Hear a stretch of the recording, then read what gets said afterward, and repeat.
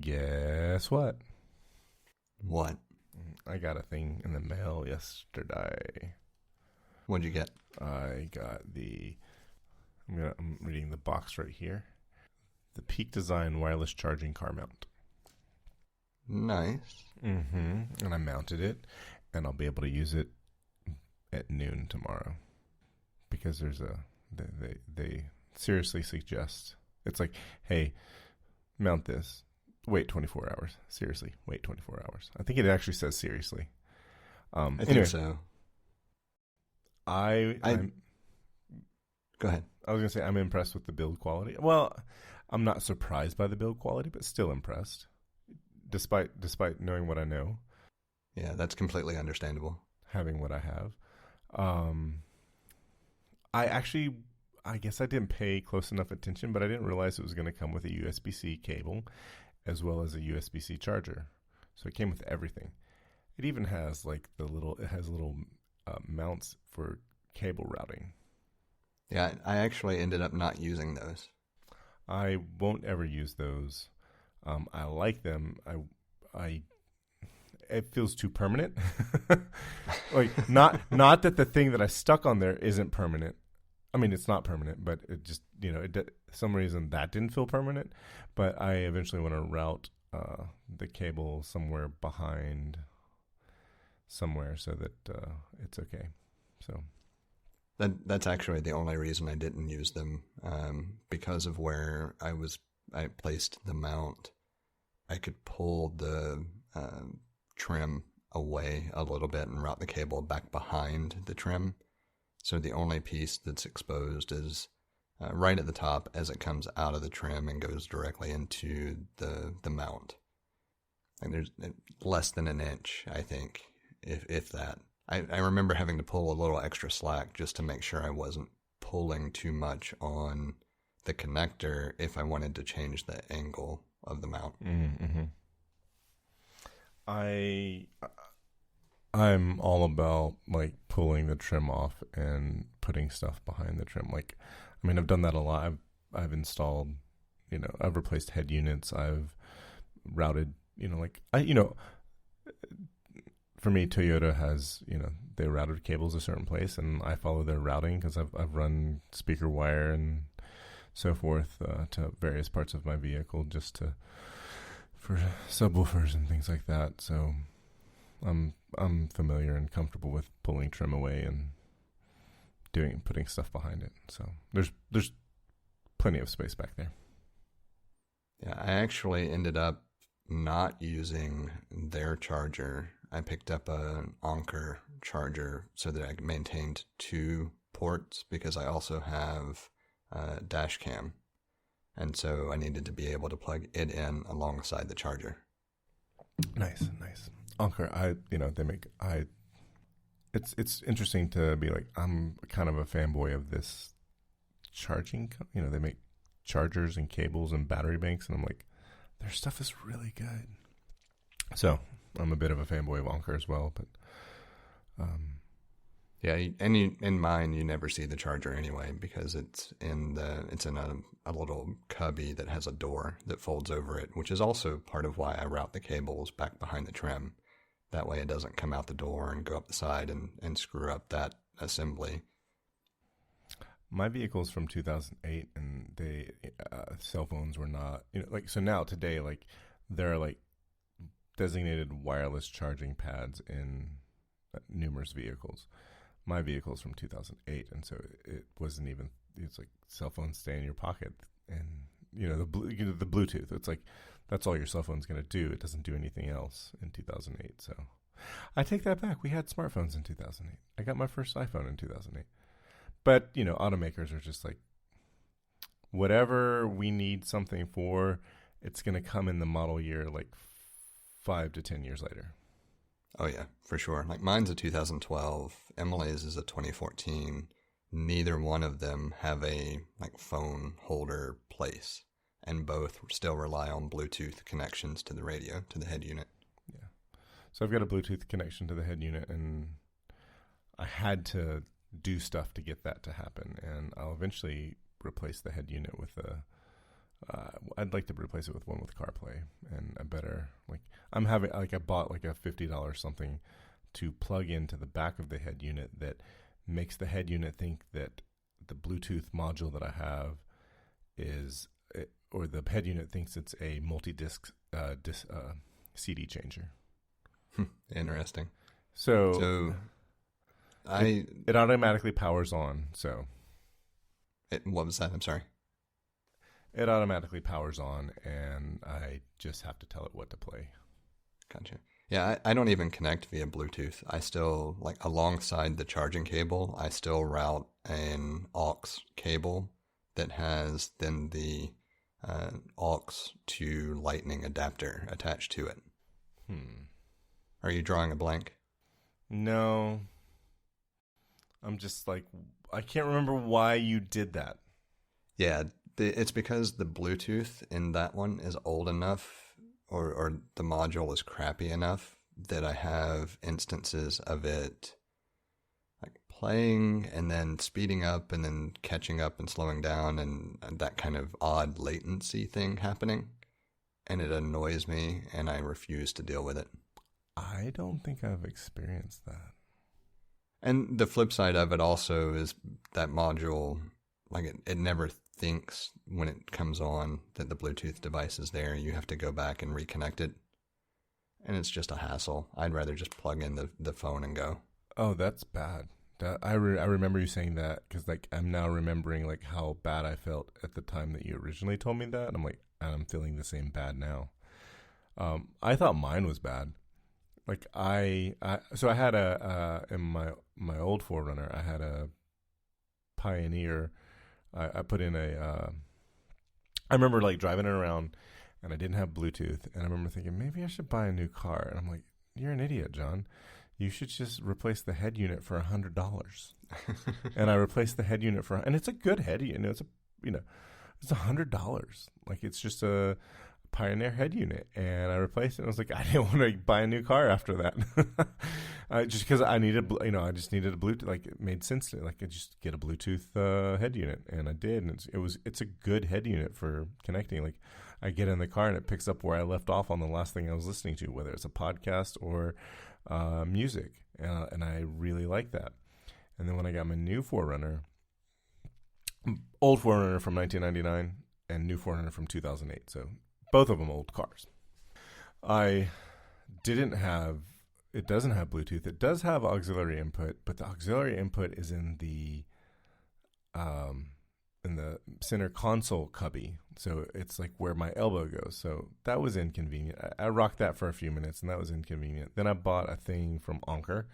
They have a battery-powered Bluetooth something, so you can basically plug this little Bluetooth module into the head unit, into the auxiliary port, and there you've got audio. And it works really well, except for I would forget to charge it from time to time. And the charge lasted quite a while. Like it had a good run on a charge, but inevitably the battery would run out, and then I'd have to charge it. And it's a little bit finicky, and also it didn't pick up playing music where you left off. You had to like connect. Sounds like your car. Like had to connect to it. And I was like, this is not how civilized folks live. And and so I bought this other thing that I don't know the brand. I'd have to look it up. And if I told you what brand it was, you'd be like, I'd never heard of that brand. It's one of those like from China sold on Amazon things where it's like, it might be really good quality. It might not. I can tell it's not, it's like the instructions are written in such a way where it's like, this is not a native English speaker that has written these instructions. But it works. It works really well. What it solved is that it plugs into, did I say this already? It plugs into the back of the head unit, and the head unit uses it and functions as if it were a CD, like a multi-disc CD changer. Yeah, you mentioned the blurb, but it's nice to explain it in a little more detail just to actually grasp the full concept. So this wire runs to the back of my head unit, functions as the head unit thinks it's a multi-disc CD changer. My iPhone functions as if it were a Bluetooth speaker. So it's not as good as like that Pioneer head unit I have in my old truck, because it functions like, hey, you're in the car and we're gonna switch over to Bluetooth and we're gonna do Bluetooth. Whereas this one, it's like we're connected to Bluetooth, and then you have to tell it, hey, I want to play music, because it's sort of acting like it functions the same way a Bluetooth speaker would. So. At some point, I want to put in a head unit that also has wireless CarPlay. Yes. The problem is that because the head unit I have is on the upper end for the model year, there are other integrations that I want to maintain as well, like the backup camera. Steering wheel controls. Yeah, and steering wheel controls, the entertainment system where the screens are built into the headrest, Mm-hmm. you know, all of that. Yeah. And I know a few options for it. I just don't really want to pay for it at the moment. Right, that's going to be like $1,500. Yeah, probably by the time it's all said and done. Because I'll also end up replacing the screens. So on the trip we took back in December to the cabin in Blue Ridge, I learned that apparently my son has banged against the display in front of him enough that it is no longer operational. Oh, no. Or let me rephrase. The source select button is no longer operational, and there are two big dead spots in the LED display that look like he pressed against it with something. Yeah.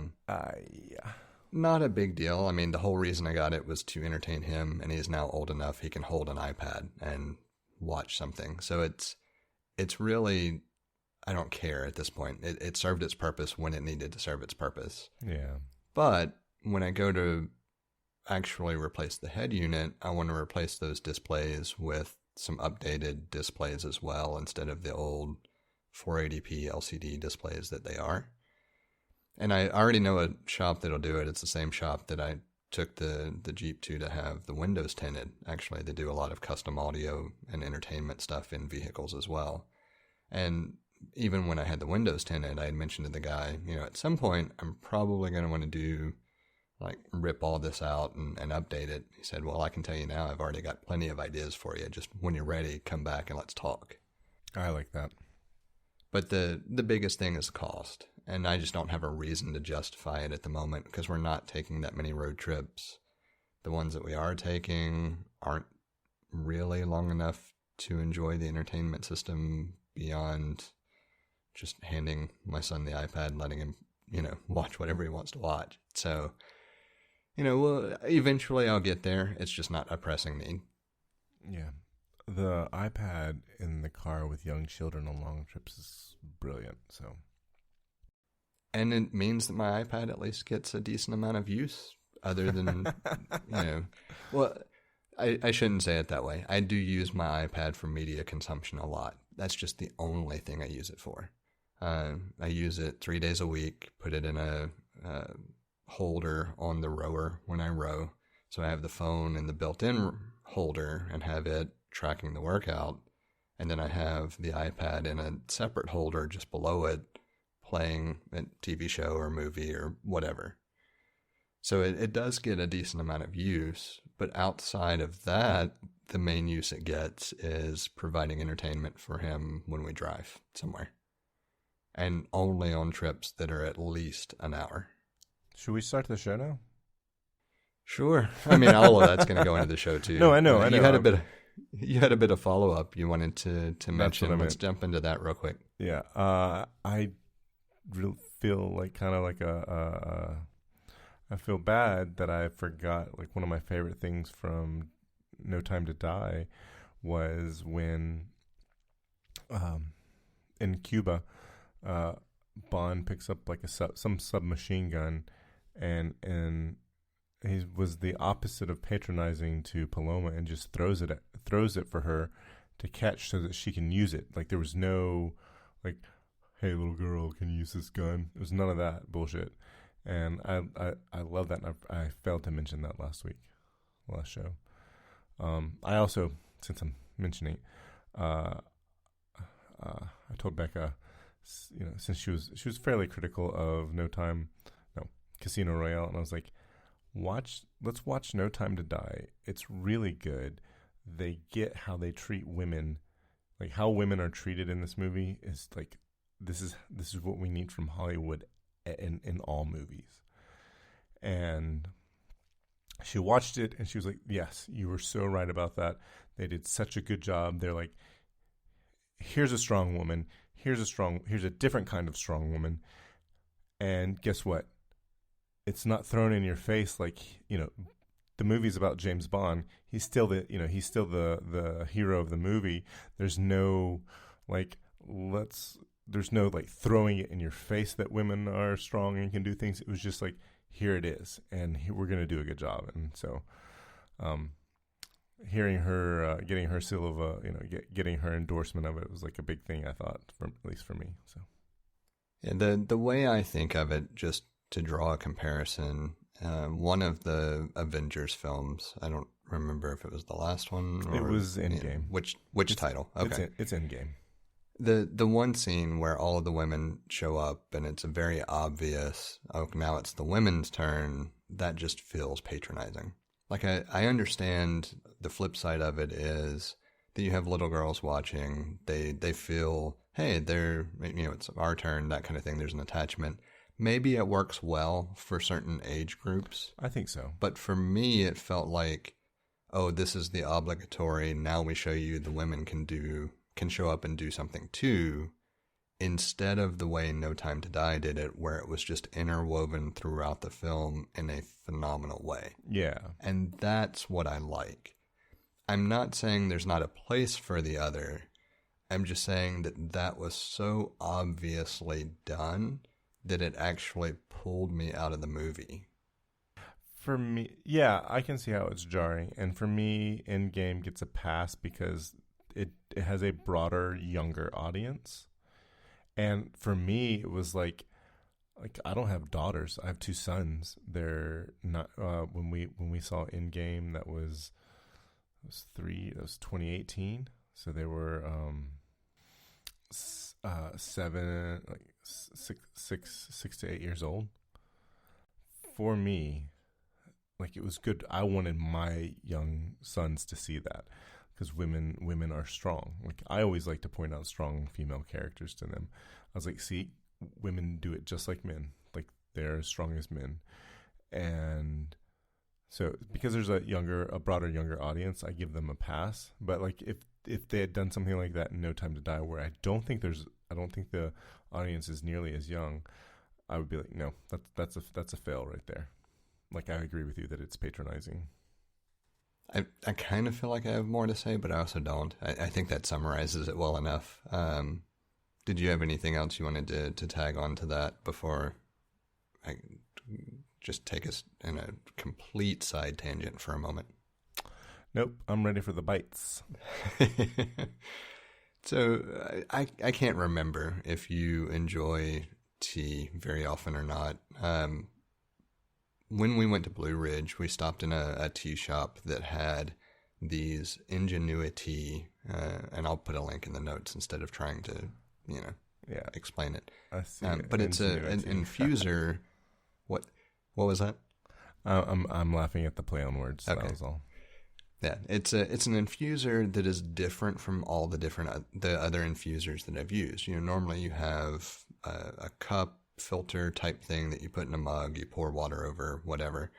This one, you put the tea in the infuser, you pour your hot water in, and then when time's up, you set the infuser on top of your mug, and there's basically a valve assembly that when you set it on the mug, it pushes the valve up and lets the tea drain down into the mug through a filter, and it works phenomenally well. And so it's just one of those things that, you know what, I like this and I want to call it out, because if anybody enjoys drinking tea, this is absolutely worthwhile to pick up for $20. This is interesting. I do like tea, and I might pick this up because I got my tea drinking has been this is already more than a bite, but my tea drinking, I drank a lot of tea in the mid to late 2000s, because I had friends from a Commonwealth country. They didn't fight for their independence, so they still drank tea. Is what I'll say. um, they had the good sense of not throwing the tea into the harbor. You know, it was a political. They didn't need to make that political statement. Anyway, they would have tea every evening, and it was kind of a fun little thing to do. They also had when they had banana bread, and I like a dense, moist banana bread, and it took me a little getting used to have a light, fluffy banana bread that had chocolate icing. But it was like light, fluffy banana bread with chocolate icing and tea, and it was milk in the tea as well. Like, I actually grew up with milk in the tea. My mom did she prepared tea with milk, and then I later learned that I think that's relatively uncommon in the United States. And then my friends from the Commonwealth country that I have not yet named, they also drank milk they took milk with their tea. And, we can make this a tea episode at this point, but go ahead. No, I was just going to say, all I have left to say about tea is I started back drinking tea in December because I had a cold. And, I was made sure it wasn't COVID, took some tests, and it was a legitimate cold. Scary to get sick, and you can't get regular sick during a pandemic, without being having concerns for a few days. But I drank hot tea. It soothed my throat. I had just picked up a insulated cup that is hey, get this gift card and get a free Yeti insulated cup, and I got one, and it was perfect for tea. It's about the size of what's medium in coffee? Grande. It's the size of a grande, which I think is 20 ounces, or that's venti. Venti is 20 ounces, maybe. The whole grande venti thing. It's irrelevant. It's small, medium, and large. I know. The only place that anybody ever cares is Starbucks. Have you seen the thing with Paul Rudd? Yes. Yeah. Okay. As long as I just need to know that you've seen that. Anyway, so it fits a grande. It perfectly, and I was drinking hot tea with honey, and that was such a soothing thing. And even after I got done being sick, I was like, I am enjoying the tea, and so I've been drinking tea. I've been continuing to drink tea. So I had this sub bite, and because you'd asked me about a electric kettle, and I was wondering if is this the electric kettle that you have? So I'll have to pull up the link, but I know from the notes it is not the one that I have. The one that I have is a Cuisinart. Okay, this is the Stag EKG electric kettle. I'm not sure what EKG stands for, because in German that's electrocardiogram. Yeah, that would be the first thing I thought of as well. Yeah, so I'm not sure what that is. But I know about this electric. So I couldn't remember what the name of the kettle was or anything like that. All I searched was fancy kettle. That was my search, and that was the first hit. And I'm not sure that this website is the only place that you can get them, but it was the first. I think it was the first hit or top hit. It was towards the top. I knew what it was, and yeah, it was first hit. Anyway, I saw this. I mean, it's a very expensive electric kettle. But the reason I thought about it was because the reason I thought maybe this was what you had was because it's nice, and you like nice things. And also, you mentioned one of the features was you can set the temperature, and it will just hold the water at that temperature. So if you want it to be 95 degrees Celsius, you can set it for 95 Celsius, and it will never boil. It'll just say at 95.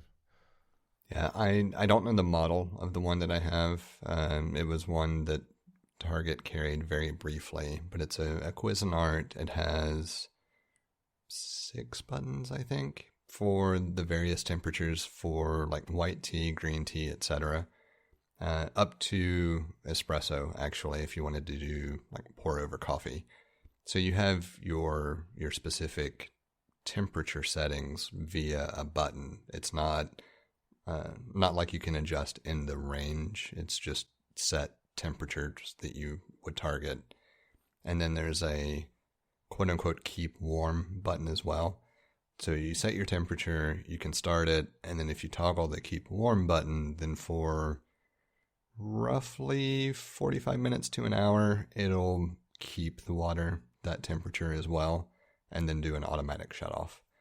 But when I picked it up, it was about half the price of the kettle that you linked, and it works really well. Yeah, this thing is so like it's one of those things I saw it and I was like, that's a beautiful piece of that's a beautiful item. Like it's a lovely design, and the base has a little knob and a digital display. I think it's like a what's the digital with like little square dot like pixels, but like monochrome. It's an LCD display. Is it LCD? Or, yeah, I'm pretty sure. I it's one of those things. I see it. It's not new technology. It's not old technology. It's probably 90s technology. So you know how like receivers in the 90s have an LCD display and it's like a blue, like there's no backlighting. Like whatever is lit up is lit up. You know what I'm talking about? Yes. It's like that. I don't know. I don't care. There's a knob you can adjust the temperature there. I don't know how long it'll stay hot, but I thought it was a cool thing. And how I came across this kettle was I was looking at people's desk setups during the pandemic, beginning of the pandemic for home offices, and there's a lot of folks that have videos on how they set up their homes and their home office, and invariably you'll start finding people who have like all these Grove made items, and then if you start like, oh, those are pretty items, and then you start following people like, I want to see the other things that people have set up with their Grove made items, and then you'll eventually find this kettle. It's kind of like if you go to Wikipedia and you click on the first unbolded link that's not in parentheses. If you keep doing that and follow those, you'll eventually get to philosophy. It won't take you very long either. Surprisingly, any topic, and you will get to philosophy. So the reason I made the quip about we could turn this into a tea episode, there are a couple of things I want to circle back to, actually.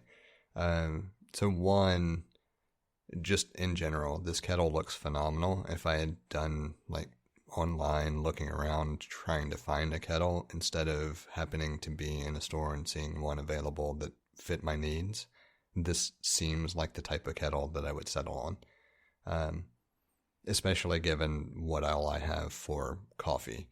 But in general, like during the work week, Monday through Friday, typically we drink coffee, and then on the weekends we typically drink tea.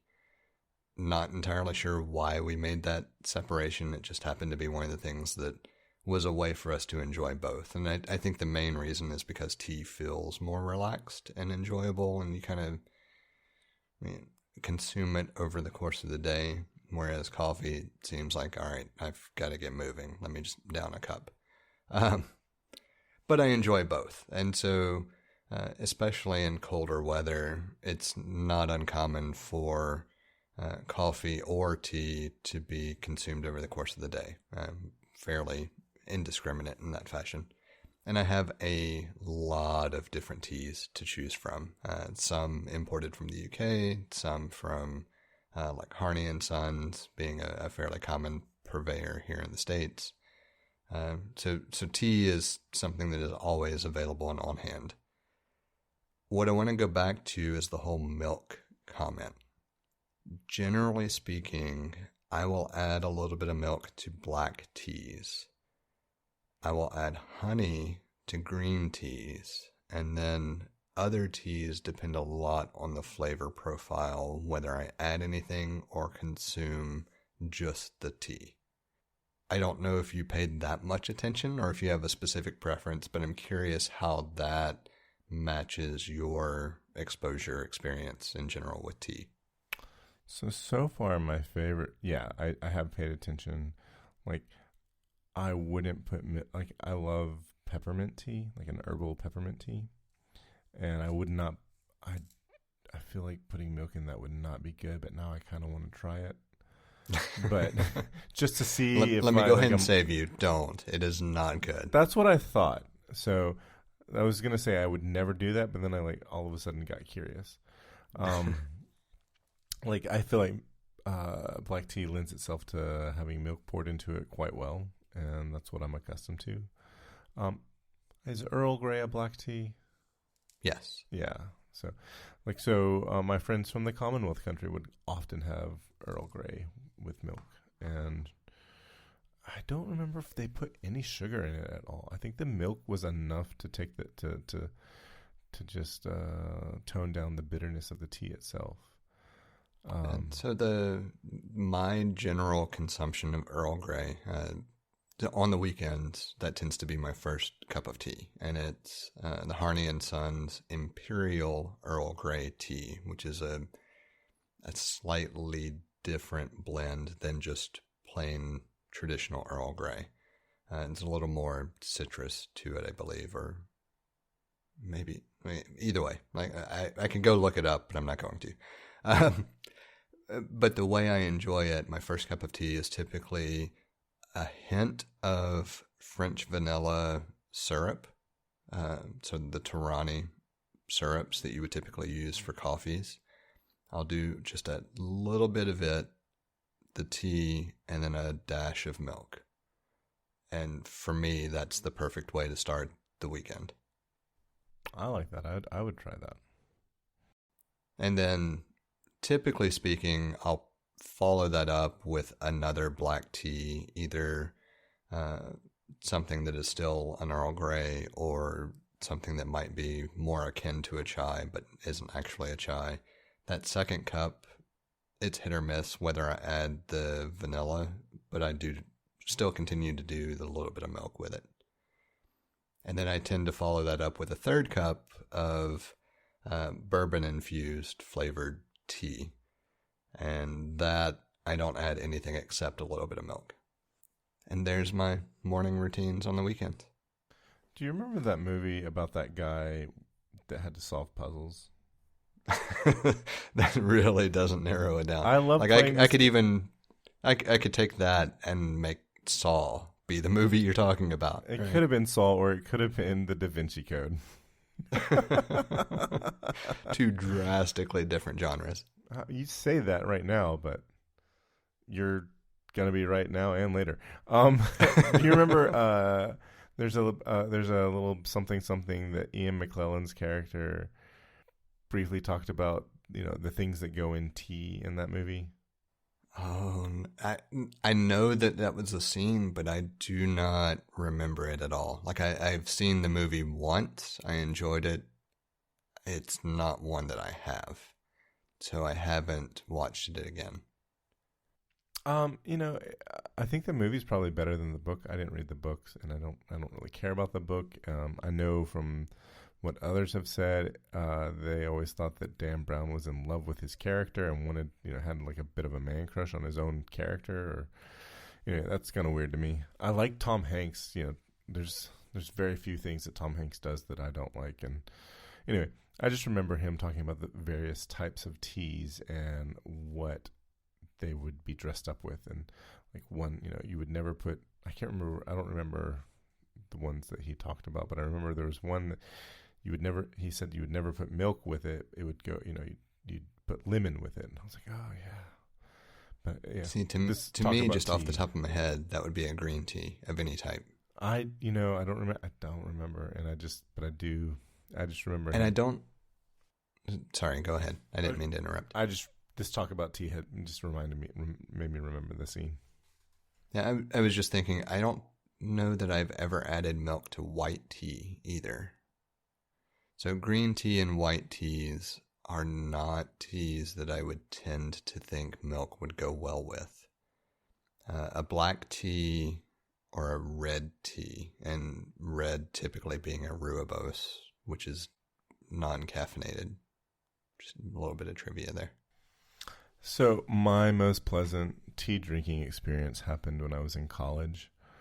I was over at somebody's dorm, and one of their suite mates was, I don't remember whose dorm it was, but one of the women, I didn't know her, but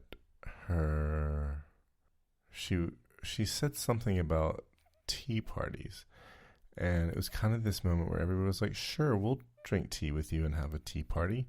And honest to goodness, we're a bunch of like kids in our early 20s sitting on the floor in the common room in this dorm, drinking this fancy black tea with rose petals and having a lovely conversation. I don't remember what. I just remember it was just a lovely evening, and I was like, I did not expect to have this tea party. I don't remember. I think the woman's name was Julie or Juliet or Julia maybe. Anyway, she's married to a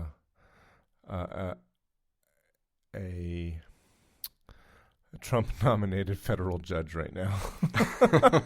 And I can't not think about that because the dude was kind of an asshole in college, and now I'm like, okay, this is where the assholes in college go. They go become Trump-appointed judges. I'm sure he's a fine judge, maybe, but I wouldn't. Yeah. I have no knowledge of this person, and I would not necessarily say that I am sure of anything. Maybe he's a fine person, fine judge, etc. Certain Trump appointees have proven themselves to be decent judges, even if they are not necessarily decent people. So there is that as well. I don't know that he's actually decent. That's why I said probably. But, So I want to go back real quick. I feel like I would be remiss in not at least mentioning, I called out Harney and Sons as a purveyor of tea here in the United States that's fairly common and certainly quality tea. Have you had anything from August Teas? No, I'm real lame, and I've been just drinking the Twining tea, and I knew you had mentioned some other teas, and I was like, I should, and then I just bought some more Twining. So the August stuff I've enjoyed. I don't buy their stuff very often, but just a real quick plug for those companies that I do purchase from regularly.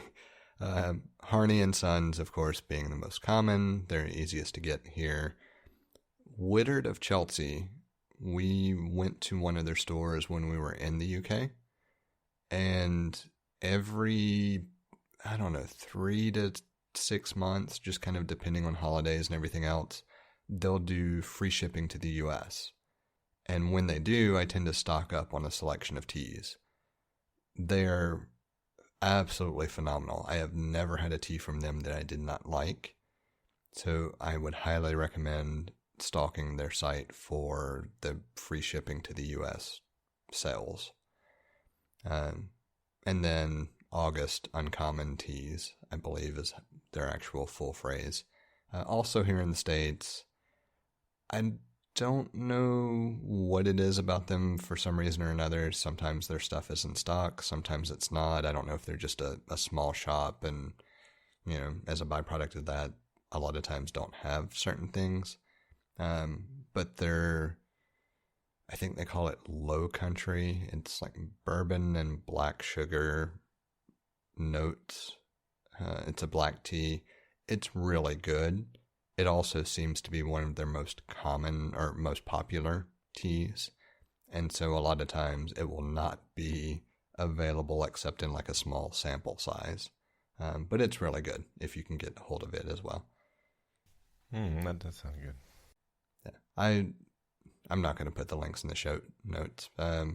If you are curious about teas, this is going to be my send an email, engage, and I will be happy to send you links and recommendations. I like it. Yeah. All right. So we've spent a lot of time on big old bite, follow-up and Bytes, and we haven't even finished the Bytes yet. Oh, you got one more bite. I think this might be a big bite too. I felt like we should talk about the big kerfuffle, maybe is a good word. I don't even know. It was a row. It was a row. I'll put it this way. I love the fact that large artists are taking a principled stand on a topic, even if it doesn't really mean much. Does that make sense? Yeah. So the topic that we're kind of alluding to, there's been plenty of, I'm going to use brouhaha I don't know Oh, that I've ever been yes. able to use that in a sentence. No, this is absolutely a brouhaha. So the Joe Rogan Experience podcast is a Spotify exclusive, and over the past week, multiple artists have now come out and said, you know what, remove my music from Spotify because you are providing a platform for this personality to spread misinformation about COVID. And it started with Neil Young. I don't actually recall the other artists. Joni Mitchell. Joni Mitchell. Who was the other one? There was one more that I saw a blurb about today. Either way, he played. He was. I think he was in. Is he in Bruce Springsteen's band and was in Neil Young's band? I mean, it's certainly someone who, if like he brought the name in front of me, I would recognize the name. Not someone that I would say for sure I would recognize the music. Niels Lofgren. He worked with Young on one of his albums and was in the. He's a member of the Bruce Springsteen's E Street Band. Yeah, I knew I recognized the name. I certainly wouldn't have necessarily placed the music outside of just knowing the name. But I love the fact that artists are saying enough is enough. You can't have, a platform where you are willfully spreading wrongful information and not warning those people that are consuming that information that it may or may not be accurate. Just pull my stuff from your catalog. Yeah, so on one hand, it's really not a big deal for Neil Young because he's got decades of royalties, royalty payments in the bank. Same thing for Joni Mitchell. But they got something started. Like, it took one person with enough influence, and then another person followed suit, and it's now a thing. It's, it's to the point where Joe Rogan has issued a formal apology, sort of. And if you, just real quick, if you want to continue to listen to those artists, I know Neil Young and Joni Mitchell are on Apple Music. Just saying. Hey, yeah. And the Beatles too. I had to pull it through. Yeah. I saw this meme and it was like, everyone under 30 was like, who the hell is Neil Young? And then people 31 to 60 are like, Neil Young is still alive? And then folks over 60, saw that one too. Folks over 60 are like, what's Spotify? Yeah, I saw that one too. And to be clear, or to be fair, like Neil Young is not an artist that I follow very closely. I certainly have enjoyed his works in the past. I like the fact that he took the initiative to say, this is a problem, and if nothing else, I can bring attention to it. Like, completely non-sarcastically, 100%, I respect that approach. So, I feel the same way. And my thoughts on Joe Rogan haven't really changed, from the before times to now. It's just that now it's like, just like anyone else who's spreading misinformation about COVID, or let me be a little more charitable. Anyone who has a platform that's an avenue for misinformation, or has a megaphone for misinformation, it's not good. And the thing that I thought of tonight that just felt like, oh, finally, I had this moment where I'm driving home and I was thinking about this, and I was like, I've heard the term pseudo-intellectual a lot in my life. It's been used as a form of a put down or an insult, and I'm like, Joe Rogan is an actual pseudo-intellectual. Like, I think a lot of his fan base consider him an intellectual because he sometimes does ask interesting questions and has interesting topics on his show. but he's not.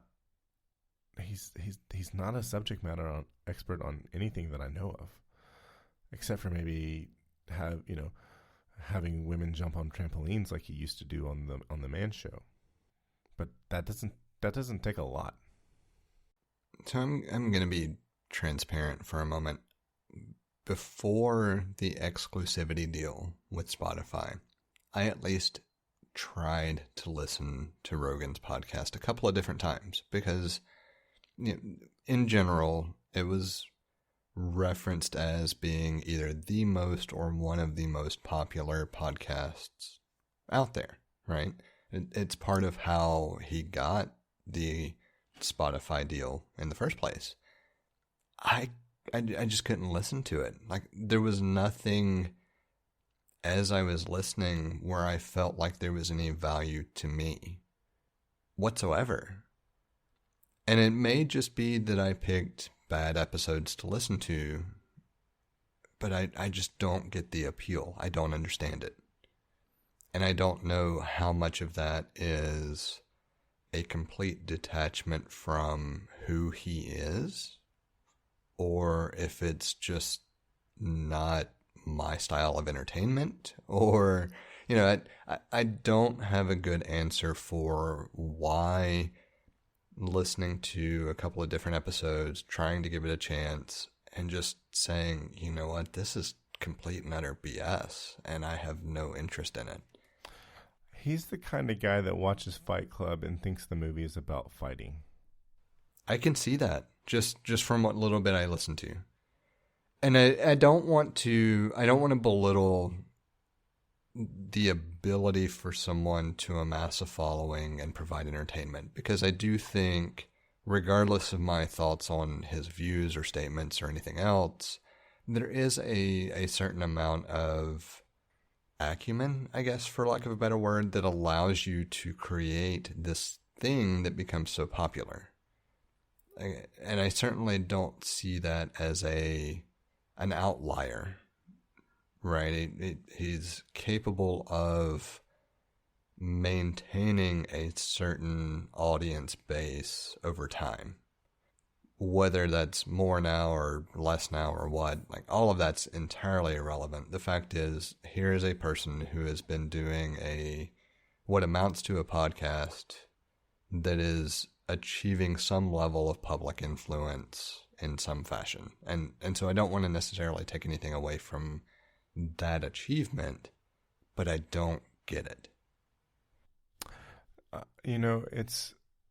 I called him a pseudo-intellectual, and I mean it in the actual sense of the term and not an insult. Because, it's often used as an insult to say that person is stupid. I don't think he's a stupid person. I think he's a fairly intelligent person. And I think he grabs the attention of those because he is an intelligent person, but he doesn't have, I question his critical thinking skills. And that's why I think he's a pseudo-intellectual.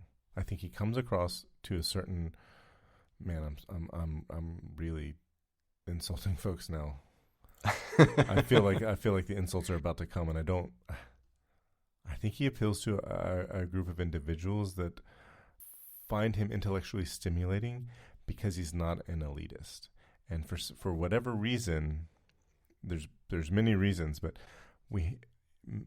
most folks equate elitism with, oh, you think you're better than me.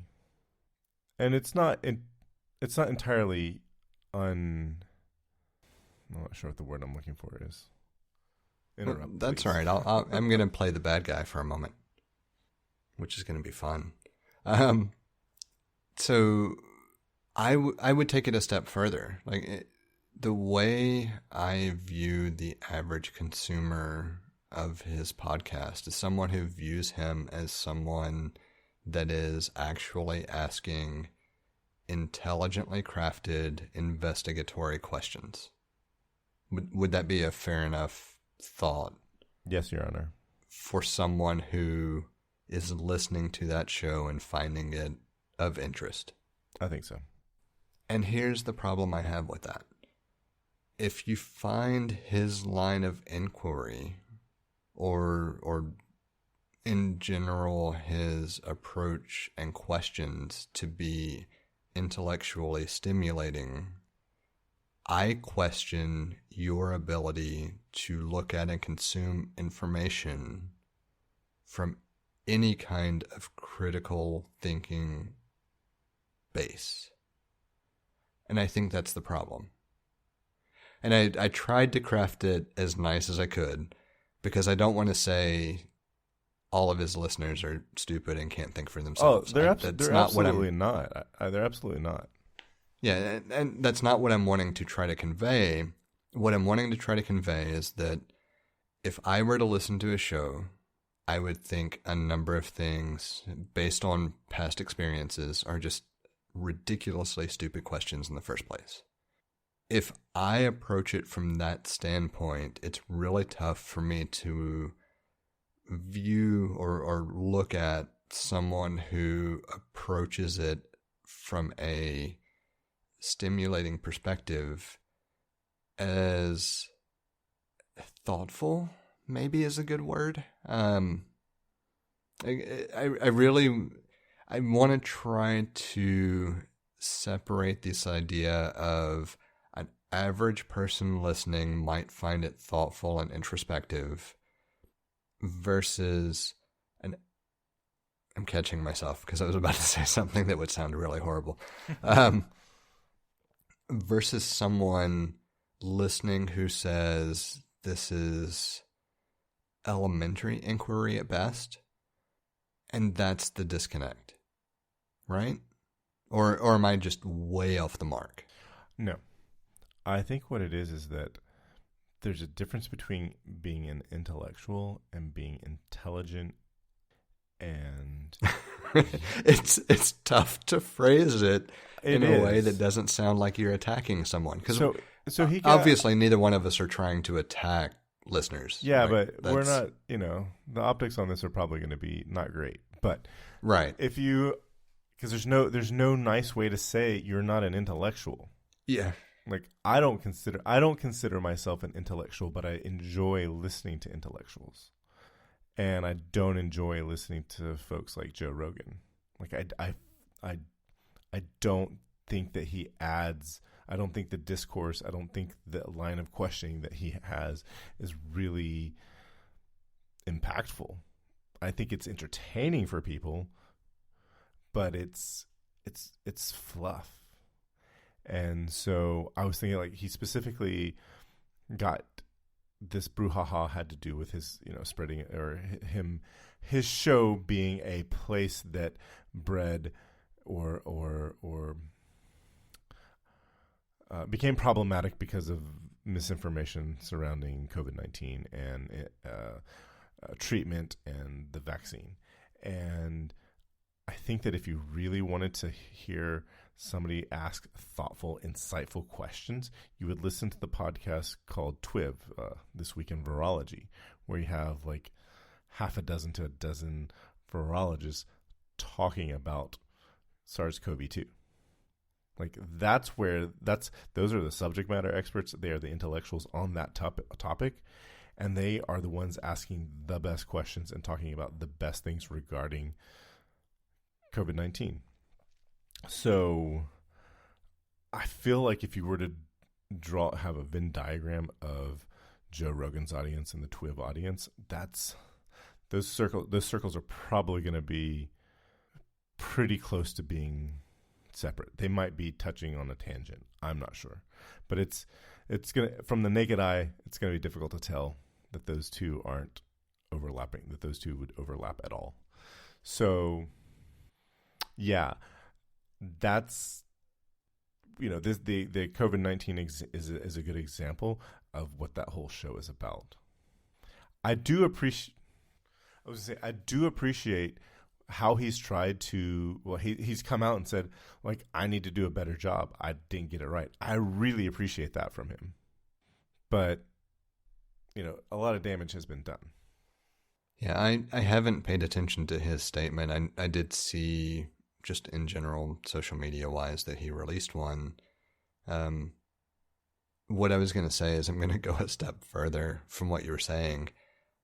some of the stuff that we have discussed, if you go back to roughly episode 50, 51, somewhere in that range, is more accurate than anything that has been presented thus far on the Joe Rogan Experience.